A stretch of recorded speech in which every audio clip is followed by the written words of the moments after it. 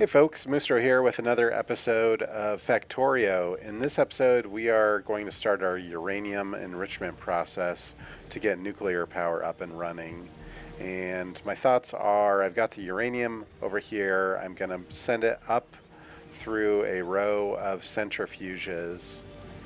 And then from those centrifuges, it will kick over to a GHzRAM enrichment process that'll slowly work its way down.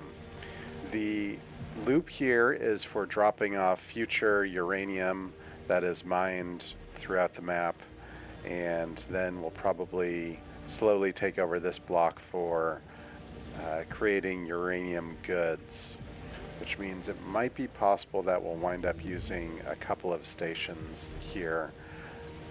I think the train demand of uranium is pretty small, so we might just do a 1-1 train for uranium goods. Alright, I decided to switch to just one lane of centrifuges, and I will create a splitter up at the top that separates the two different uraniums. This allows paths on both sides, and then I'm going to have the GHzRAM enrichment probably fit between these two spaces. Okay, I think this works. And this is a tileable design. I did borrow it off the internet, so I didn't fully design it myself. But, you know, that's the way things go sometimes. Let's see how much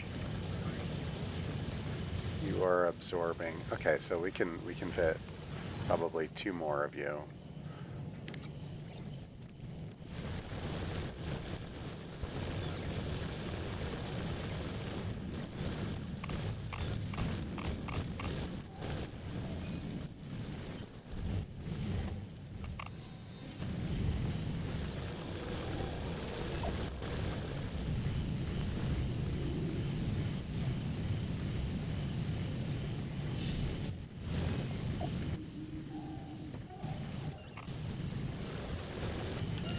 Okay, I think rather than having a belt go up, what I can do is I can just have some bots over here that transport from the chests up to here, and then whenever the 238 is mined, it will be put on this side of the belt, and when the 235 is mined, it'll be put on this side of the belt. That should work. Okay. And then this thing will expand as the amount of uranium-235 I get goes up. Looks like I'm getting a bunch of visitors on my northern wall. It might be high time I put some lasers down there. Still have a lot of gaps in the lasers, but they're filling up.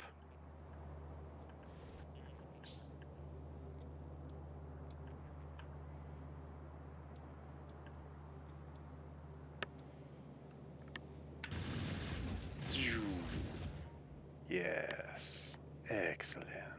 Definitely have slowed the flow of copper down the line. I suspect that's because I'm building a lot of space platforms, getting ready for my next space exploration piece, where I build a shuttle. So we've got this train track that comes over here, and it's going to go out onto the lake where it's got no land to build on. So we need to fix that.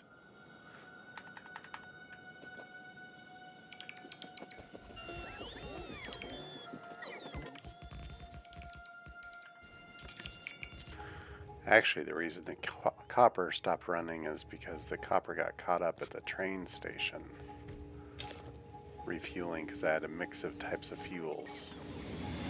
Okay, that fixes that problem. Okay, we want to clear out some space for what will become the area that we do our nuclear site at.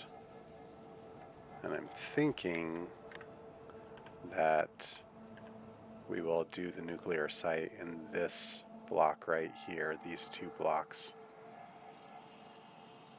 I suspect that should be enough. Okay, almost at our first full load of 235, which means this thing will start working, queuing up. I had these boxes backwards, but we've got it fixed now. So we should be good as soon as we get 4 more 235s. And in goes my last rocket silo. That's exciting.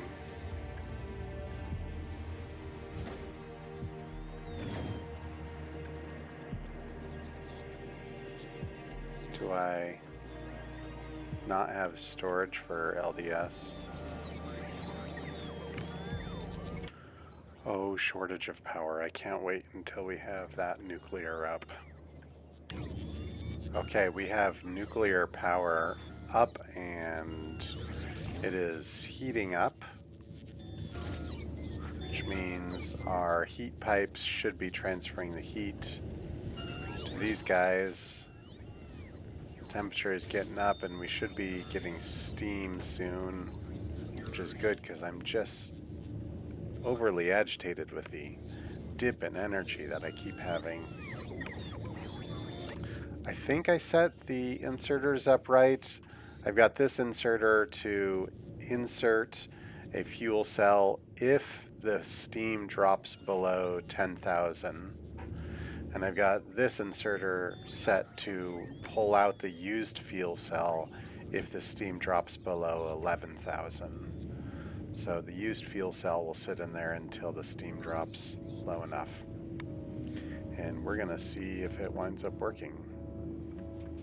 We've got the pumps coming in, filling in the tanks. These tanks feed the water to the heat exchangers. The heat exchangers take the water and the heat, and they make steam. It pumps the steam up to this line up here, which then comes over and feeds my turbines. It also feeds the steam tank here so that I'm able to see how much steam to regulate the insertion. Now I know that there's a bit of a overkill here with some of these water tanks and the water pumps. Ultimately, I'm going to wind up having 8 nuclear reactors here, and I wanted to create something that, you know, was aesthetic. Over here at my Covarex thing, we're up to 18. Once this gets up to 41, we will be able to make a second tool for doing that, and then a third, and then a fourth, and the fifth. And eventually we'll have a huge amount of fuel cells, and that's good. I think I can probably put some things here to speed it up.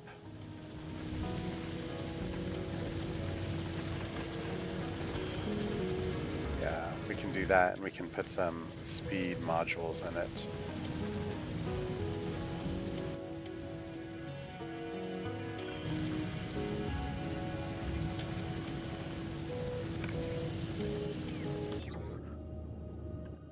Okay, let's turn our request for fuel off. We don't need that. We'll put 1 fuel cell in here, and we'll see if it gets picked up, it gets delivered, it gets put in, because right now our steam is below. What happens if I do another one? Yeah, we don't want to do that. Let's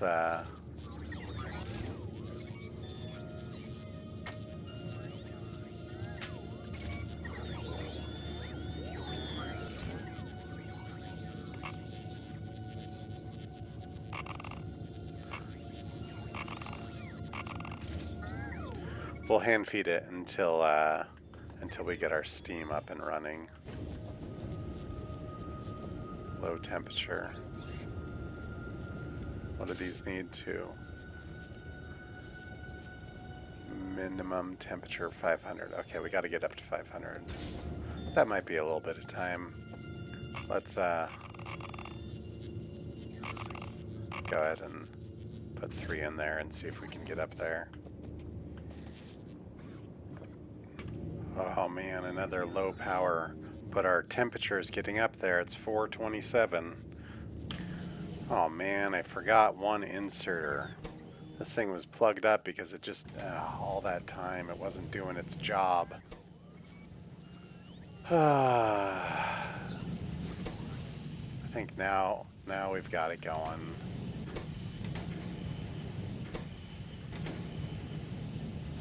Silly me. Our pipes are up to 500, which means our heat exchangers are pretty close to 500.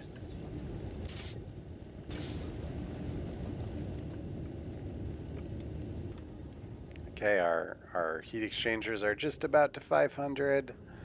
And ta-da, we have steam, which means we have steam engines, steam turbines running now, which means this thing is going to probably start filling with steam. Oh, I'm so happy.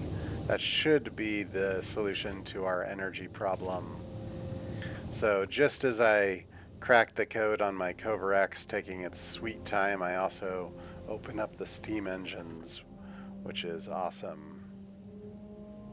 1, 2, 1, 2, 3, 4.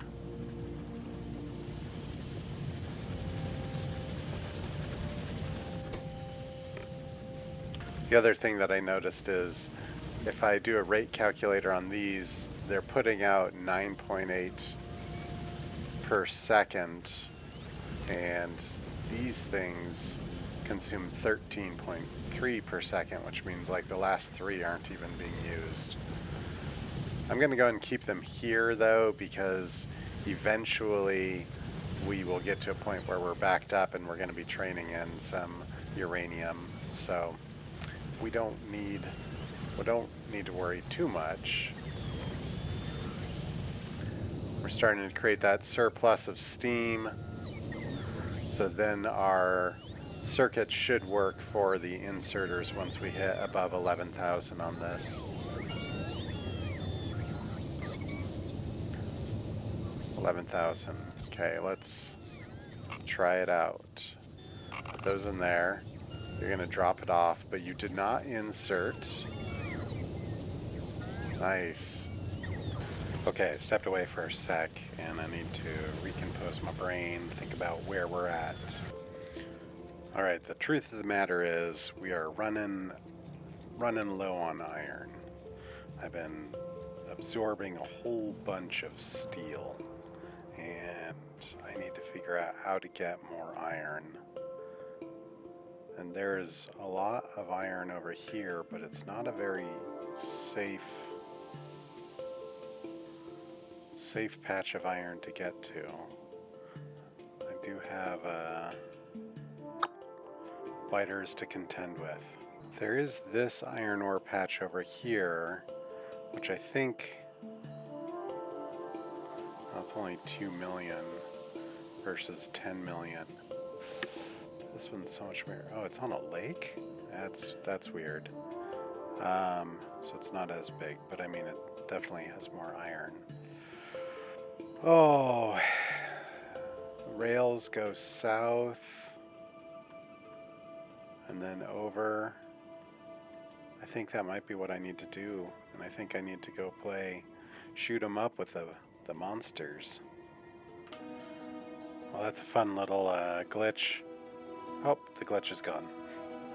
There it is in all of its hideous monstrosity. Ugh. But we have incoming iron, and that's what we wanted. So I need to work on creating a better blueprint for, well, I just need to create a blueprint. This one was kind of chaotic, and it's high time I do things a little bit better. And as I was coming in and destroying my way through the gate, we saw our first train head down that way, so we know it's working. But since we have 2 iron trains now, we should be able to get a little bit more flow of iron. I should drop another iron train on the bus. Not on the bus, but on the train tracks. There. Now when the robots bring fuel to him, he should be able to start moving. And the thing that the trains don't have is they don't have a parking spot. So we're going to add an interrupt that's called parking, and the interrupt condition is destination full or no path. We will head to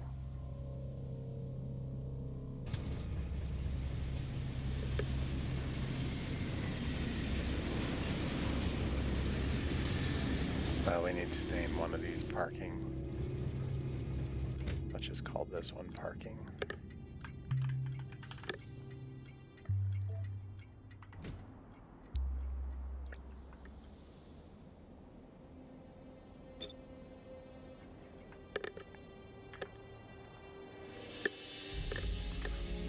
Okay.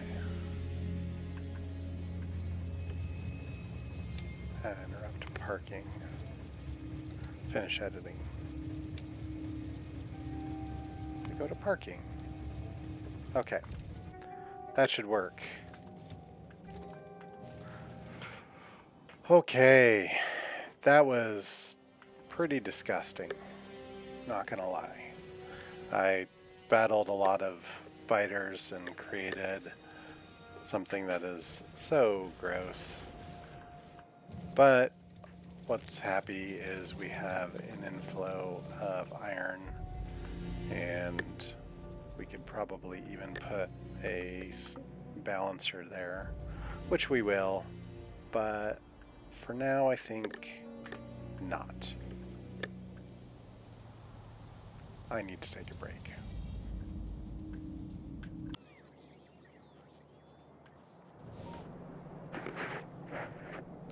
Okay, another thing that I've noticed is that my white plastic, what are these? The plastic is running sort of dry. And this would be because I just don't have enough petrol. And I don't have enough petrol probably because one of my circuits got janky when I moved my grid, or I just am not pumping enough oil into the system. Yeah, my oil is pretty empty. So I don't think I'm producing enough oil, which means I should be looking at expanding my oil so that these guys are, 15 per second, but I don't know. We should look at that. Looking at the map, I've tapped those 2 oil sources. The next closest one is over here, and we can get that oil. Okay. Which means I'm going to need to go up there and fight through a couple of nests. It doesn't actually look too bad to secure it. We've got a couple of gaps in this wall, this natural cliff that we could use, draw some protection on, and then we can secure that. So I think maybe that's what I might do, is head over there and play secure that region.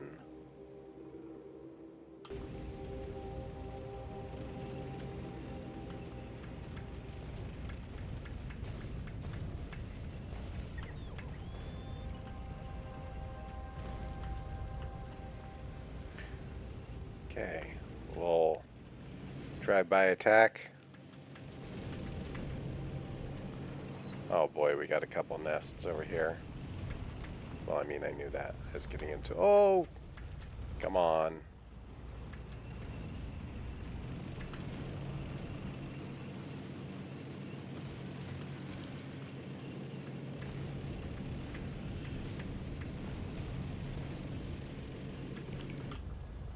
Well, I'm definitely clearing some land here of some biters. It's taken some time, though. Okay, we are starting to partition off some land that we are claiming. We grabbed a little chunk of land. We probably can partition some walls and, as such, lay claim to this oil field.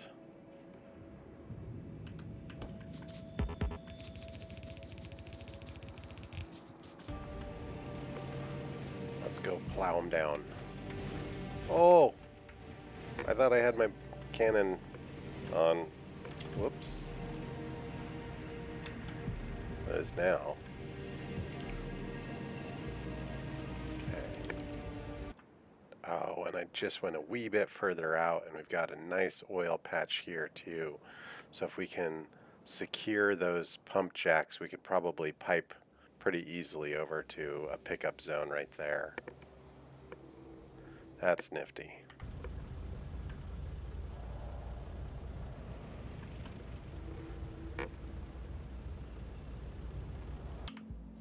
Yes, look at that oil field, all fenced in.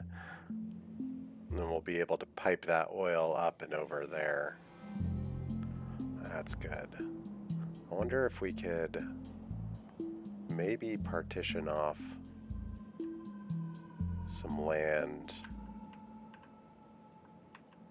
Yeah, if we take out these guys. Yeah. I guess I'm on a land expansion mission. Okay, I've laid claim to these 3 ore patches, that oil patch. I think if I can kill off these guys, I could run a wall right there.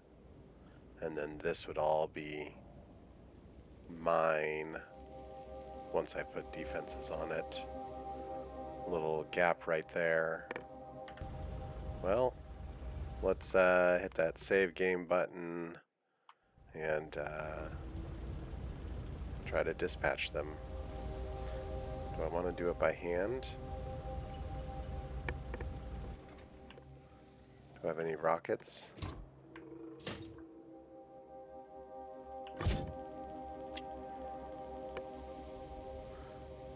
Okay.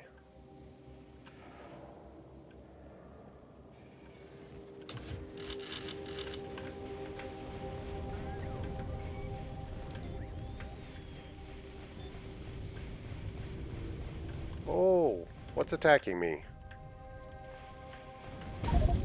Oh! Oh, man. Well, that's why we save. Load. I know it's a little cheaty, but that's the way I roll. Okay. Let's not do it by hand. Let's just use the tank.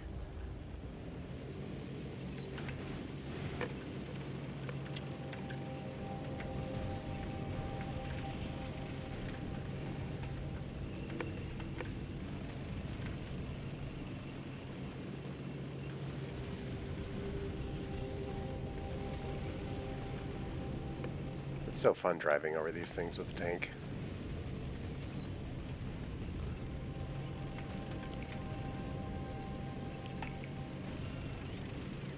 I am a little low on health. Maybe... Oh, hello. Let's not go invite those baddies. Let's take a moment. Let the robots do their thing.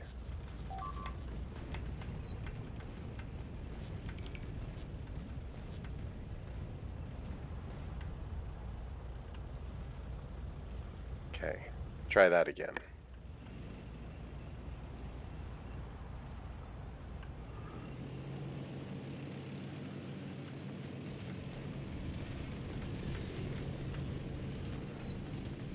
Okay, those guys are dispatched with.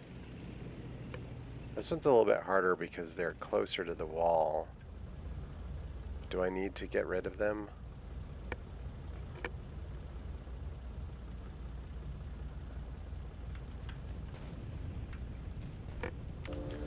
I actually don't need to get rid of them, so I don't think I'm going to get rid of them. I'll just put that wall up.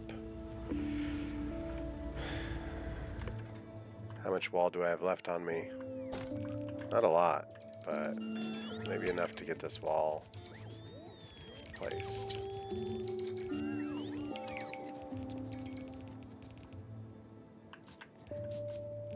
Okay. What is this? In the middle of my partitioned off zone. How did you get here? You filthy animals. I'm at it. I'm at it. Oh man. This is gonna be hard.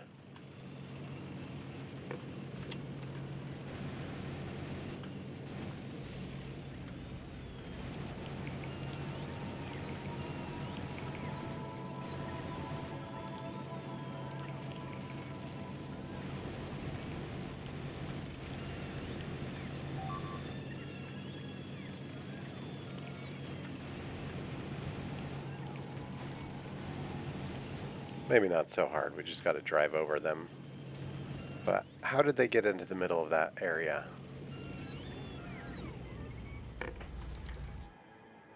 They moved in while I was busy clearing out the space down here. You filthy animals.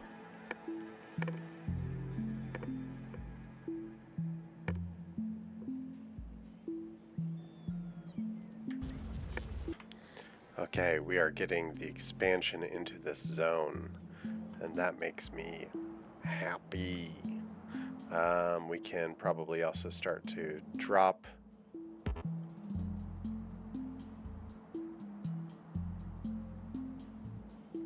some grids over that way so that the whole logistic network is there. They're coming. Yeah, they're probably going to want to fly over these guys, which means they might take damage.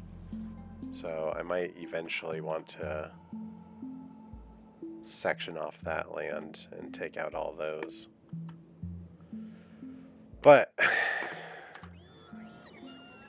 we have it, and now we can start to think about defending it. As I was saying, one of my robots just died right there. You can see him. Oh, poor feller. I wonder where he's coming from. Like, was he going straight up this way? I don't like that the spitters can shoot the robots in the sky, but that's the way. There it is. They're flying over there and they're dying. Boo. Quick expansion of my nuclear power. We've got the guys making nuclear stuff, so we can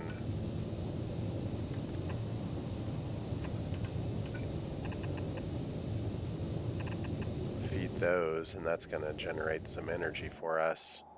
Also, I realized my make everything machine wasn't making repair packs, and I definitely need repair packs. So we're making some repair packs now, especially since we've been off hunting the baddies. Speaking of hunting the baddies, we should go kill some more. Just going in circles around this base here. Fairly simple.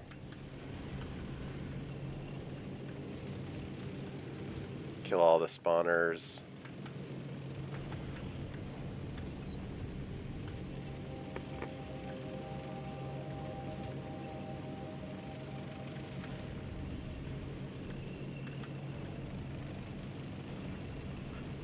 Maybe occasionally shoot some of the baddies that are chasing me around. And we should have this base cleared out pretty quickly.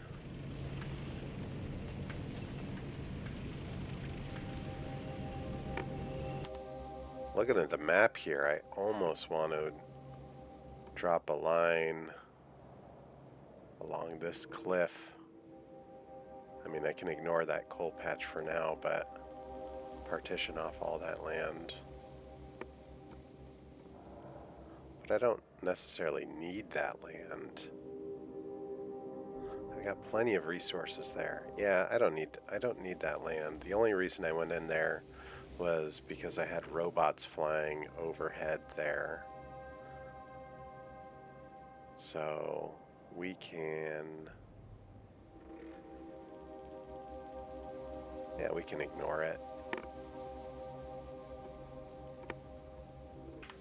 Now the question is, I went out here solely to get oil, and I got a bunch of oil. Do I just want to pipe it in and avoid having to make a train track go all the way out there for now, and wait until I get some cliff explosives to do like a proper expansion of the base? I think that might be the trick, is just a simple pipe.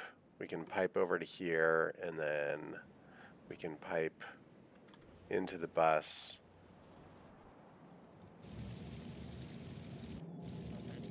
Right there.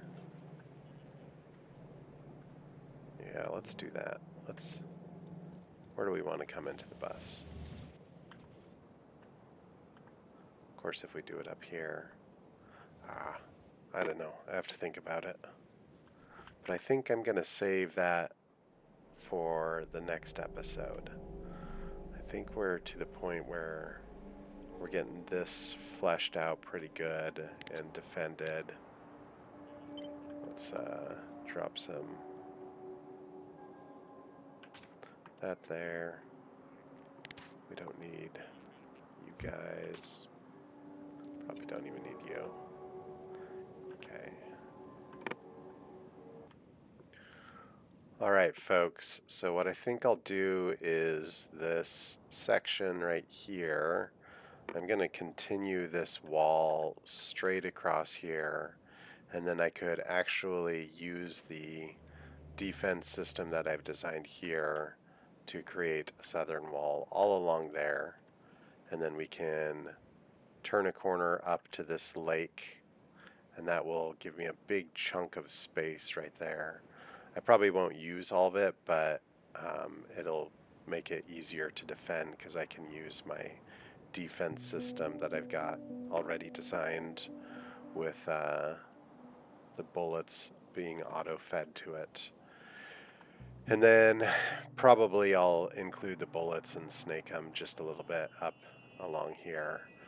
I do need to see what's up in this way, but I think for now, just cutting straight across at that location will secure some massive new resource piles that should absolutely help me out as these start to dwindle, because they are clearly dwindling.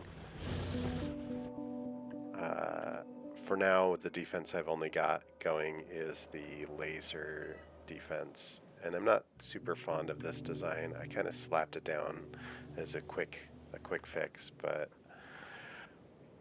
you can always pick things up and move them. That's kind of the joy of this game, and it's what I'm finding is making the game a little bit more enjoyable for me, is to not be rushing all the time to the next stage of the game, and to go a little bit more slowly and deliberately. Of course, there are the occasional instances where I just slap something that's quite hideous down without giving it much thought. Hey, look, some biters are coming to visit. Yep, quickly dispatched with.